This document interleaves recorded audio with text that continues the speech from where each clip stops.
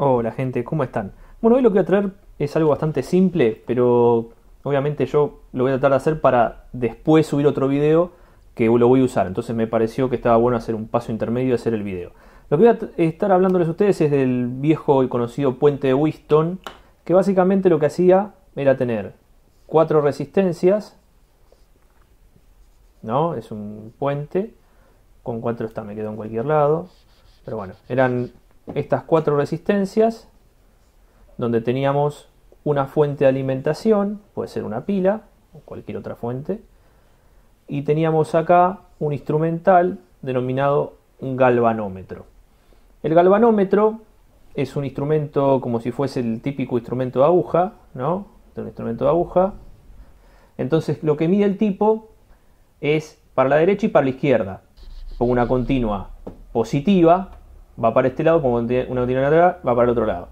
Entonces, de esta manera, lo que los tipos hacen es poner el galvanómetro acá y decir, bueno, yo tengo punto A, B, C y D. Esta es la batería. Si yo tengo una tensión positiva en C y negativa en D, entonces va para la izquierda. Si tengo una positiva en D y negativa en C, va para la derecha. Y si C y D es igual, o sea, la tensión en C es igual a la tensión en D, entonces la aguja queda en el medio. O sea, la agujita quedaría acá en el medio. Sí, porque las dos tensiones son iguales. Si tengo 5 bolas acá y tengo 5 bolas acá, no hay diferencia de potencial entre estos dos puntos, la aguja queda clavada en el medio. Si yo tengo, por ejemplo, 4 bolas acá y 5 bolas acá, la diferencia que hay acá es de 1 volt. Entonces ese volt se puede medir. Eso es lo que medimos con el galvanómetro y eso es lo que medimos con el puente de Wheatstone. El puente de Wheatstone nos permite, entre otras cosas, saber una diferencia de tensión y conocer así el valor de un componente. ¿Por qué digo esto? Eso es el fundamental. Estoy diciendo definición, porque después podemos hacer otras cosas. Por ejemplo, si yo tengo R1, R2, R3 y RX, yo tengo que R1, R2 y R3 las conozco, tienen un valor, por ejemplo, no sé, 10 ohm, 1K, el valor que yo quiera. Y RX no sé qué valor tiene. Entonces, ¿cómo hago yo para saber qué valor tiene RX? Bueno, es muy sencillo. Si dividimos este circuito en dos, yo lo divido en dos, me va a quedar, tapo esta parte y me va a quedar R1, R2 y la fuente, ¿no? ¿Y qué es lo que tengo acá? Bueno, este es el punto A, el punto B y este es el punto C. Lo que tengo acá es un divisor resistivo, el típico divisor resistivo de toda la vida, donde la tensión en BC es igual a la tensión en BI, la fuente, por R2 sobre R1 más R2. Es un divisor de tensión, no tiene mucha más ciencia. Y si yo tapo R1 y R2, me queda lo mismo, solamente que acá voy a tener R3 y R4 y RX. Entonces me va a quedar acá otro, si yo tapo la otra parte, me quedaría así. Tengo RX, R3, el mismo punto. AB, pero este es el D. Entonces, ¿qué es lo que estaría pasando acá? Si yo tengo, por ejemplo, 10 volt de fuente, y tengo, por ejemplo, R1 y R2, las dos son de 1K, 1K y 1K, lo que va a estar pasando es que cuando las resistencias son iguales, la tensión en este punto es VCC sobre 2. Entonces voy a tener, vamos a hacer así, sacar esto y lo volvemos al circuito grande de la izquierda. Si yo tengo 1K y 1K y acá tengo 10 volt, lo que voy a tener acá son 5 volt, porque es la mitad, porque tiene el mismo valor. Ahora, si yo acá pongo 1K en R3 también y pongo 2K en este lugar, ya no voy a tener 5 volt, voy a tener más de 5 volt. Tengo que hacer el cálculo. Pero supongamos que tengo 6 volt acá. Si yo acá, en lugar de poner una resistencia fija de 1K, pongo una resistencia variable, ahí, un potenciómetro, por ejemplo, y pongo fijo R1 y R3, entonces ¿qué va a pasar? Yo lo que voy a hacer, yo no sé qué valor tengo acá, pero supongamos que le puse 2K a la RX, que no lo conozco. yo lo que voy a hacer es subir este potenciómetro, un K, un K2, un K3, un K4, 1,6K, 1,7, 1,8. Voy subiendo el potenciómetro de R2. Entonces, el valor que voy a tener acá va a ir subiendo 5 volt, 5,2, 5,5. Cuando llego a 6 volt, la aguja del galvanómetro estaba acá y se acerca al 0 otra vez. Y cuando se acerca al 0, o sea que la tensión en este punto y en este punto es la misma, entonces es porque el valor del potenciómetro igualó al valor de la resistencia X que tenía acá. Entonces, si yo leo el potenciómetro, lo que voy a leer es que tengo el mismo valor de 2K que tenía acá. Esto lo podemos probar en el laboratorio y lo vamos a probar en el laboratorio. Voy a hacer este mismo circuito con un potenciómetro y van a ver que yo pongo una resistencia sin saber qué es y con el potenciómetro empiezo a ajustar hasta que la tensión esta queda en 0. Cuando queda en 0, pues acá pongo el multímetro, el tester, me voy a dar cuenta que es el mismo valor y eso lo vamos a comprobar. Así que eso es una de las cosas interesantes que tiene. Después, tenemos varios usos para esto, ¿no? Porque hasta ahora yo les comenté el de conocer el valor de una resistencia. Eso es lo que se hacía antes. Antes este circuito se vendía en una caja. Había unos instrumentos que eran puentes de Wheatstone, que se hacía exactamente eso. Se ponía un valor conocido, se iba ajustando para ver un valor de resistencia. Pero, por ejemplo, esto también puede servir para otros usos.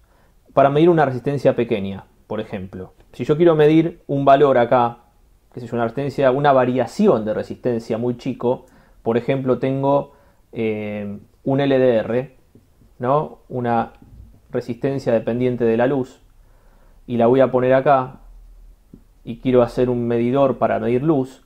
Entonces, yo lo que tengo que saber es qué valor de resistencia puede tener esto. Supongamos que puede tener 5 a 20K en oscuridad y en la luz plena, digamos. Entonces yo tengo que poner un valor acá, un potenciómetro, para ajustar esto, que esté más o menos por el medio, para saber dónde estoy parado, si voy para la oscuridad o si voy para la luz plena, ¿no? Del sol o lo que sea.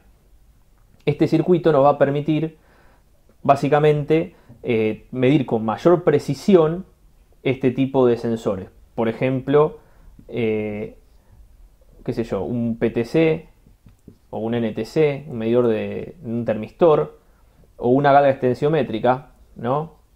Una gala extensiométrica que es para medir torsión, por ejemplo, lo que tienen las celdas de carga, las balanzas, lo que hace es variar muy poco la resistencia.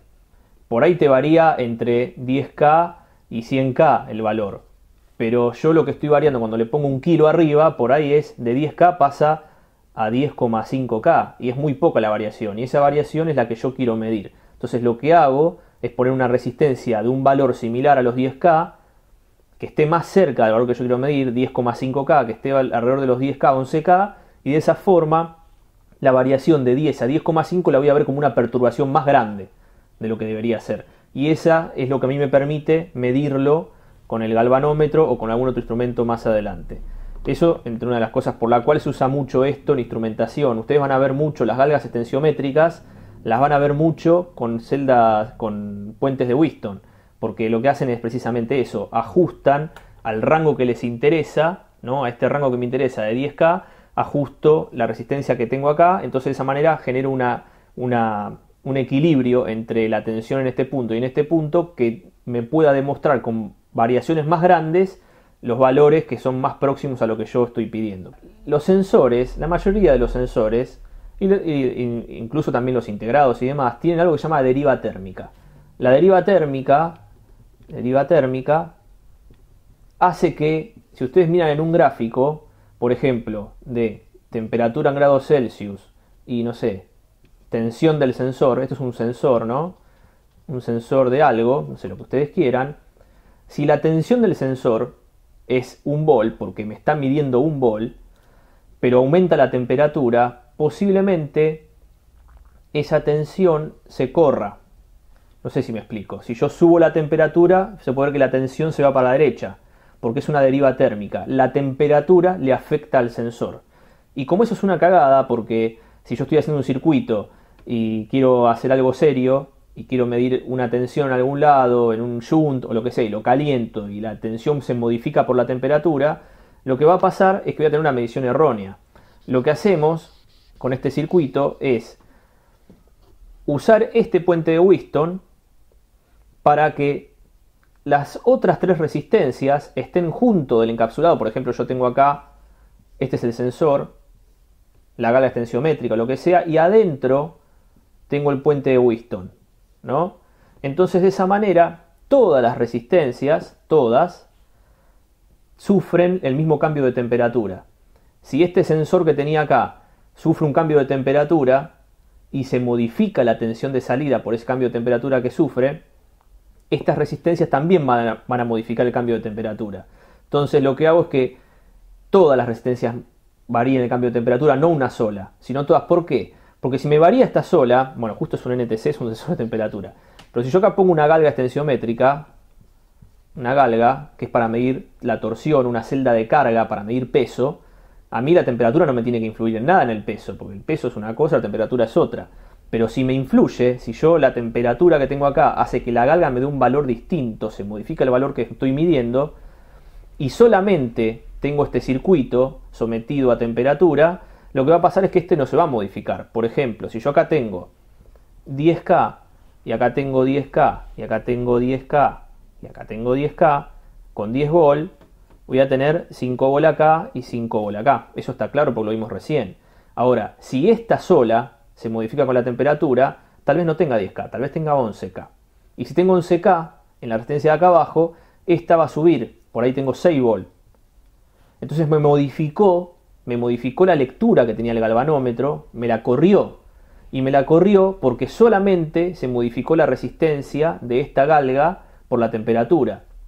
Distinto es si yo todo el puente de Whiston, como tengo acá, lo tengo en el sensor, en la galga. ¿Por qué? Porque de esa manera, si hay temperatura, la temperatura le va a afectar a todos. Y si esta que está acá sube a 11K por la temperatura, esta también sube a 11K por la temperatura, entonces ahora tengo 6 volt. Entonces siempre se mantiene la relación de comparación entre estos puntos. Y esa es una de las causas principales por la cual van a ver este tipo de puente de Whiston en un montón de sensores. Para medir valores finitos de resistencia y para acompañar las derivas térmicas. Es una de las causas más normales que vamos a encontrar en todo este tipo de cosas, ¿no? Más allá de medir una resistencia equivalente, etc. El puente de Whiston, como lo conocen recién, ¿no? Que tenemos las resistencias acá, se suele usar con otro circuito. Ese otro circuito, para el que ya lo adivinó antes de tiempo, es un operacional. El típico operacional en modo diferencial. Acá tenemos una alimentación, acá tenemos una masa. Esto es lo que se suele hacer con este circuito, por varios motivos. El primero, el que les decía, deriva térmica, precisión para medir un valor determinado finito de resistencia o de impedancia, de lo que sea. Y por otro motivo, porque si yo elimino esto, el amplificador diferencial tiene una particularidad muy buena, que es que si yo acá tengo un sensor y lo conecto con un cable, no sé, de 10 metros de largo, ustedes tienen ruido. Tienen la señal original, que es la que a mí me interesa medir, más ruido. Si yo meto ruido en esta línea, esto es un cable, ¿no? De acá hasta acá es un cable.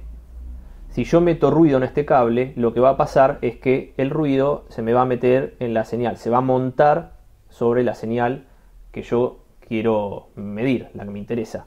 Entonces, este punto va a pasar a ser la masa, el GND, y la señal, el Vout, por ejemplo. Entonces, de este lado voy a tener esta señal, arriba voy a tener esta señal, vamos a borrar esto. Arriba voy a tener esta señal, ¿no? Esto, el cable de arriba, y en el cable de abajo lo que voy a tener es el ruido, ¿no? Si miramos esto en el eje es así, voy a tener ruido. ¿Qué es lo que va a pasar del otro lado? Voy a tener la misma señal porque es el cable. Pero, si ustedes pueden ver, si yo agarro y hago la señal senoidal, bueno, esto es un seno, supuestamente, y acá tengo la señal de ruido, cuando yo reste, porque es un amplificador diferencial, hace la diferencia, la resta, lo que voy a restar es ruido a ruido. Este ruido con este ruido, este pico con este pico, este pico con este pico, este pico con este pico, y así. ¿Y qué me va a quedar a la salida? La senoidal, que es la que a mí me interesaba, sin ruido. Bueno, vamos a ver rápidamente de qué se va el diferencial, ¿no? Porque yo ahora ya sé lo que va a pasar, el video se va a ir a la goma, y bueno. Entonces, lo que quiero hacer acá es, bueno, vamos a poner valor R1, R2, R3, R4, BO, B1, B2. Tenemos estas tensiones. Tenemos una fórmula de todo esto que es para calcular la salida, pero yo voy a hacer resumida porque si no voy a estar hasta mañana porque es larga, que es R1 sobre R2, perdón, es R2 sobre R1, porque es RF sobre RS, esta es la ganancia, por B2 menos B1. Con esta fórmula se supone, perdón, que R2 es igual a R4 y R1 es igual a R3. Esto tiene que ser lo más parecido posible, los valores. Si pongo 10K de ganancia de RF, tengo que poner 10K en R4 también. Si pongo un K en R1, tengo que poner un K en R3. O sea, tiene que ser lo más parecido posible. De hecho, tendrían que ser resistencias con buena tolerancia. Entonces, con este circuito que ustedes tienen acá, lo que van a ver es que la tensión de salida será la tensión en B2 menos la tensión en B1 por este factor de amplificación. Que si esto lo traducen, va a ser una cosa así, como ganancia diferencial por B2 menos B1. Esto es así. ¿Y por qué digo ganancia diferencial? Porque también existe ganancia en modo común, que viene a ser BO, ganancia, bueno, está escribiendo diferencial gain en inglés y no. Ganancia diferencial de lo que viene a ser B2 menos B1, que es lo que vimos recién. Borro esto, porque no me va a dejar. Todo esto que está acá, más ganancia en modo común de B2 menos B1 sobre 2. Esta es realmente la ecuación que corresponde a esto. Lo que pasa es que el modo común usualmente no les interesa, lo sacan y chau. Pero en realidad la fórmula completa es esta, porque también tiene el modo común, porque el amplificador operacional tiene modo común y de ahí saca el rechazo en modo común, CMRR, el factor de rechazo en modo común, que es igual a, si lo pasamos en decibeles, logaritmo de ganancia diferencial sobre ganancia en modo común. Lo que vamos a tener acá, por ejemplo, 10K, 1K, 1K y 10K, vamos a tener RF sobre RS, que es 10, porque es 10 veces la que está amplificando, la tensión que tengo acá y la tensión que tengo acá. B2 menos B1. Por ejemplo, si B2 es igual a 5 volt y B1 es igual a 4,5 volt, la diferencia B2 menos B1 es de 500 milivolt, ¿no? Porque 5 menos 4, 5, 500 milivolt. 500 milivolt amplificado por 10, esto, si yo lo amplifico por 10 veces, me va a dar 5 volt. Ahora es donde tenemos que ver si realmente es posible, porque un amplificador que está alimentado con 5 volt tiene que ser rail to rail y no me va a llegar tampoco tal vez a dar los 5 volt que yo quiero. Entonces, por ejemplo, tengo que modificar esta relación de ganancia, pero si yo voy a medir tensiones más finitas, como lo que les comentaba antes de Whiston, por ejemplo, acá tengo 4,95 volt, entonces lo que me falta son 5 milivolt, perdón, 50 milivolt. Esos 50 milivolt por 10 me va a dar 0,5 volt acá. Entonces de esa manera yo ahí sí puedo tener una amplificación que esté buena como para medir el circuito. Por ejemplo, en vez de 10 podría poner 20 de ganancia y tener un volt acá. Si pongo 20 de ganancia, para poner 20 de ganancia tengo que poner 20K y 1K, por ejemplo. Tengo que buscar ese valor. Pero acá lo que tenemos es el puente de Whiston, como se puede ver acá. Tenemos las 4 resistencias. Yo puse 10K, 10K, 330 ohms y 1K, lo cual va a tener una diferencia de tensión. En este punto tengo que tener una tensión menor que en este punto. Eso es lo primero que vamos a ver. Alimento todo con 5 volt y lo primero que vamos a medir en el multímetro, es la alimentación, que son 5 volt aproximadamente. Después voy a medir en el punto donde tengo una resistencia de 300 ohms, que tengo 162 milivolt. Y en este punto tengo 456 milivolts. Entonces se puede ver la diferencia, que en el punto D, como veíamos antes, tenemos más tensión que en el punto C. Lo que voy a hacer ahora es reemplazar la resistencia de 1K por un pote de 1K para ver qué valor tiene realmente la resistencia de 330 ohms. Suponiendo que las de 10K son iguales, son perfectas y miden lo mismo, ¿no? Y ahí tenemos. Yo tengo entonces en este punto 162 milivolt y en este punto 463.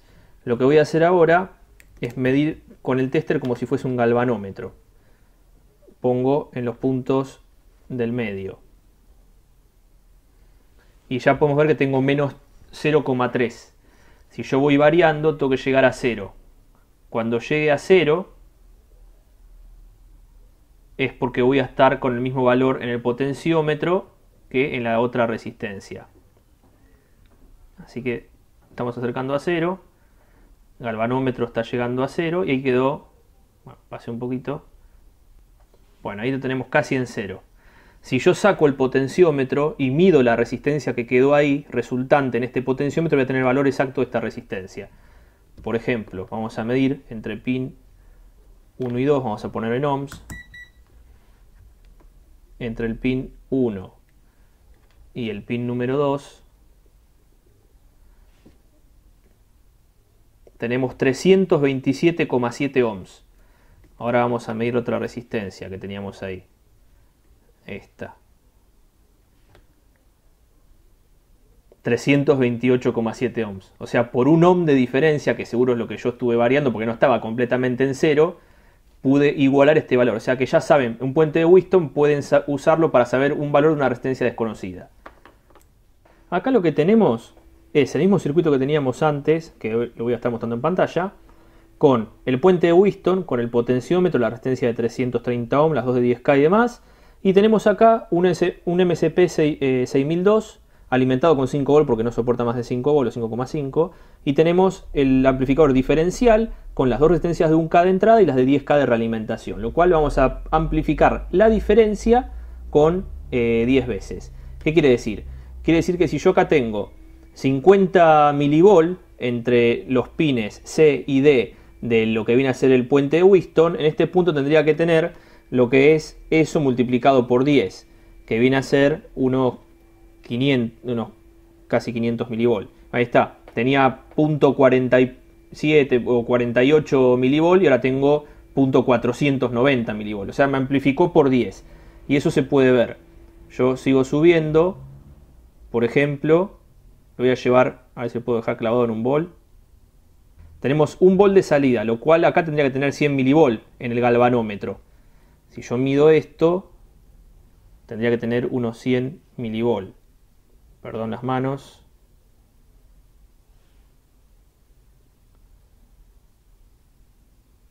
Bueno, se salió la resistencia de acá. Bueno, ahí tenemos los 100 milivolt que teníamos antes, o 98 milivolt.